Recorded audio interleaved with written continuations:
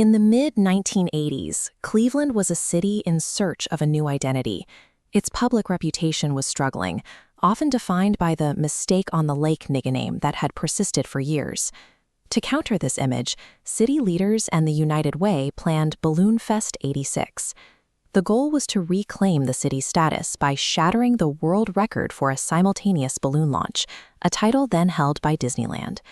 The logistics were immense. Over 6 months, organizers designed a net the size of a city block to contain nearly 1.5 million balloons, while thousands of volunteers worked for hours to fill them with helium. This launch was designed as the centerpiece of a rebranding campaign, a high-visibility event intended to signal that Cleveland was becoming a world-class city. On the morning of September 27th, over 100,000 people gathered in Public Square. But while the city prepared to celebrate, the Coast Guard was already on Lake Erie, dealing with the aftermath of a severe storm that had rolled through the area the previous night. 2 men had gone fishing before the storm and were now reported missing. Their abandoned boat was found on the lake, prompting an immediate search and rescue operation. Back in the downtown square, organizers realized another major rainstorm was closing in on the festivities. Because the 1.5 million balloons were already filled and waiting in the net, rescheduling was not an option. The helium would eventually leak, and the setup could not be easily disassembled. The organizers decided to release the balloons ahead of schedule, unaware that the massive cloud of latex was heading directly toward the active search area on the lake. When the net finally opened, a massive stream of color rose into the air, completely surrounding the city's skyscrapers. Under normal conditions, these helium-filled balloons would rise high into the atmosphere. The plan was for them to stay aloft until they eventually deflated and returned to Earth one by one over a wide area. Instead, the balloons hit a wall of cold air and oncoming rain. The storm acted as a lid, preventing their ascent.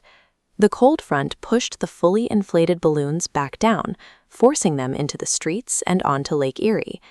These specific weather mechanics shifted the event from a skyward spectacle into a ground-level hazard that the city's infrastructure was not prepared to handle. At Burke Lakefront Airport, the runways became so clogged with balloons that all flight operations had to be suspended.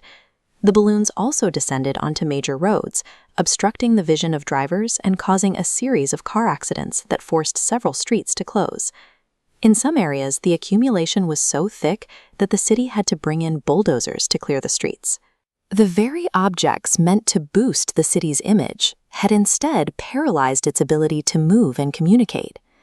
As the chaos unfolded downtown, the wind shifted, carrying the main mass of balloons directly over the area where the Coast Guard was searching for the missing fishermen.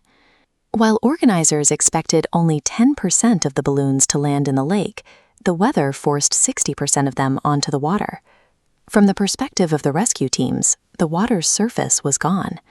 Thousands of floating balloons bobbed in the waves, making it impossible to spot a human head or a life jacket. The Coast Guard's search and rescue mission came to a halt. There was no way to distinguish a survivor from the sea of latex. The launch intended to celebrate the city's future had become the primary obstacle in the attempt to save its citizens. 2 days after the balloons were released, the Coast Guard called off the search. Both fishermen's bodies eventually washed ashore. Cleveland did secure its world record, appearing in the 1988 edition of the Guinness Book of World Records. However, it was the only time the event was ever featured.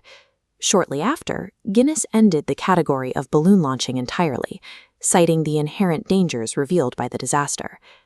The effort to erase the "mistake on the lake" resulted in a record that would never be challenged again, and a day that Cleveland would remember for a very different reason.